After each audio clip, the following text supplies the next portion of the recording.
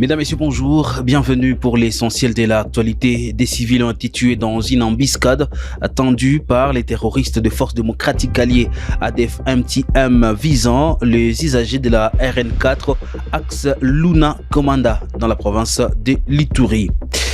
Plusieurs poissons du lac Kivu ont refait surface le mardi dans les territoires des Calais en province du Sud Kivu.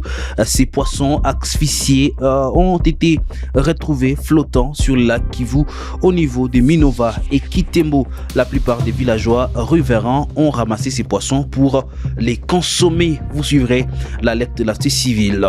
Un jeune homme d'une vingtaine d'années vient de se donner la mort par pendaison la soirée de mardi au quartier Majengo. Selon nos sources, le corps de la victime licencié de son état a été retrouvé pendu sur une corde. Difficile pour connaître le mobile de cet acte. À l'occasion du rendez-vous international majeur, le chef de l'État Félix Antoine Tshisekedi prendra la parole devant la tribune des Nations Unies à partir des 19h heure de Kinshasa. C'est la 5e fois que le chef de l'État congolais va s'exprimer du haut de la tribune des Nations Unies. Vous suivrez plus de détails sur les probables questions qui devra donc intéresser le chef de l'État. Les léopards de la République démocratique du Congo ont débuté leur tournoi pour la qualification de la phase finale de la Coupe d'Afrique des Nations sur une note décevante. Nous serons en direct de l'actualité du jour avec notre spécialiste des questions des sports, Georges Benmima. Messieurs, dames, pour ne rien rater sur Kivu Morning Post, vous êtes nouveau sur la chaîne, n'oubliez pas de vous abonner.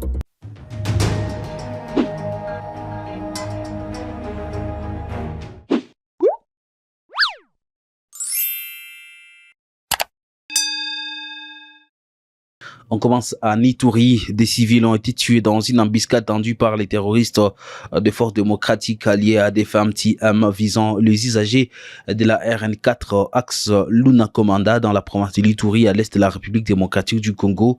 Aux alentours des 13h, parmi les victimes, on dénombre un jeune garçon et une fille. Lors de cette incursion, 3 motos ont été incendiées. La nouvelle société civile congolaise qui dresse ses bilans provisoires craint une recrudescence de l'activisme de l'ADF dans les territoires d'Irumu.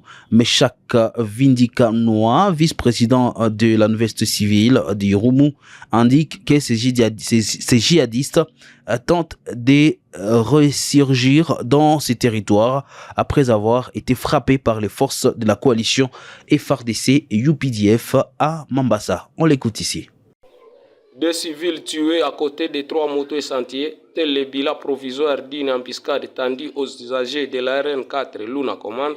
C'était aux environs de 13h locales que les civils au bord de leur moto revenaient de Otomabère pour Ndimo sont tombés dans une embuscade tendue par le présumé ADF au niveau de Mahala, qui a coûté la vie aux 2 civils dont un garçon et une fille et 3 motos et sentiers. Cette embuscade doit interpeller les autorités militaires de voir comment installer une position militaire vers cet endroit. Car, à maintes reprises, l'ADF tend des embuscades aux usagers de la RN4 à cette même position. Rappelons que nous devons rester trop vigilants car la frappe menée dans le territoire de Mambasa peut occasionner l'immigration de ces ADF vers leur ancienne base d'Irum. Dans la province du Sud Kivu, plusieurs poissons du lac Kivu ont refait surface le mardi dans les territoires des Calais. Dans la province du Sud Kivu, ces poissons asphyxiés ont été retrouvés flottant sur le lac. Au niveau de Minova et Kitembo, la plupart des villageois riverains ont ramassé ces poissons pour les consommer. Selon la société civile de Minova, il s'agirait d'une intoxication due à une émission de gaz. James Moussanganya, c'est le président de la société civile de Minova.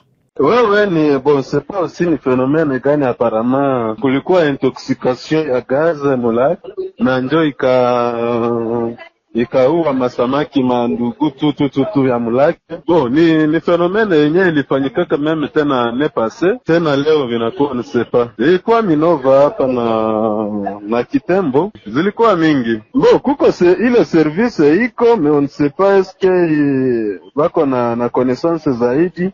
Le chef de service environnement naishi hapa Minova. Un jeune d'une vingtaine d'années vient de se donner la mort par pendaison la soirée de mardi au quartier Majengo.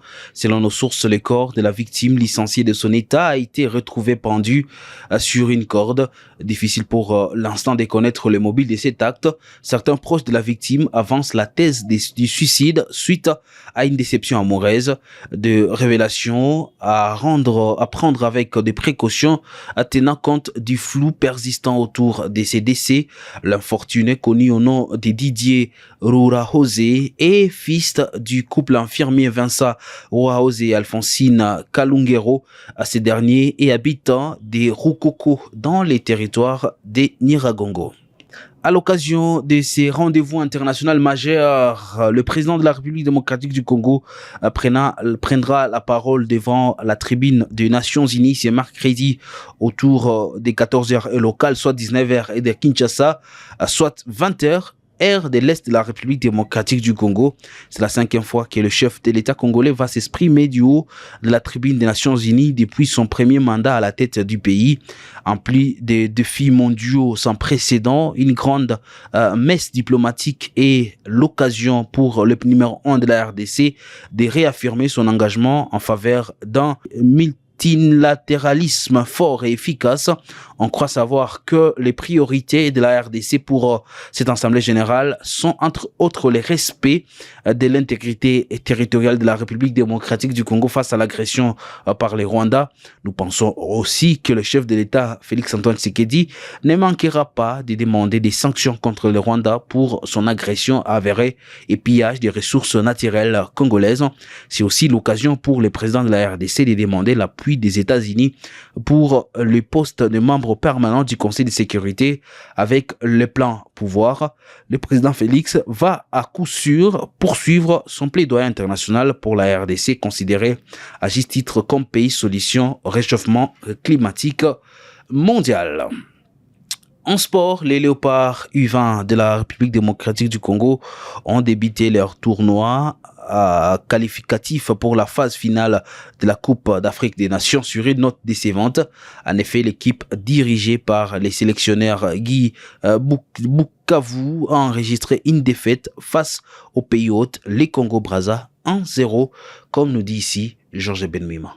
C'est une période de vaches maigres que traversent les Léopards des mois de vente depuis l'arrivée de Guy Boukas à la tête de cette sélection. Pour leur entrée en lice dans les tournois de l'INIFAC qualificatifs pour la Coupe d'Afrique des Nations de la spécialité, les Fauves congolais ont perdu ce mardi devant les Congo-Brazza sur les scores d'1-0 dans le derby du fleuve Congo. Les Congolais auront l'occasion de se relancer. Ce jeudi, ça sera face au Tchad afin de garder leur chance de se qualifier pour la phase finale de cette compétition après plusieurs années de disette. Quand on sait que la dernière participation de la RDC remonte de 2013, Guy Boukas, qui a été critiqué depuis son arrivée à la tête de cette équipe nationale, est obligé de sortir les grands jeux afin de garder bien sûr sa place à la tête des Léopards des moins de 20 ans. Vous le savez, depuis qu'il a démarré les stages avec ces Congolais, que ce soit au Maroc ou encore aux Pays-Bas, Guy Boukas n'a jamais gagné un moindre match avec les Léopards. Donc nous souhaitons bonne chance bien sûr à Guy Boukas et toute l'équipe nationale, parce qu'on sait bien que le Nord Kivu est représenté par Cédric Saloumou Balingene, un ancien joueur du Daring Club Virunga qui porte actuellement les brassards de l'équipe nationale de la RDC. Et ça sera tout pour l'essentiel de l'actualité pour ces mercredis. Merci à vous de l'avoir suivi.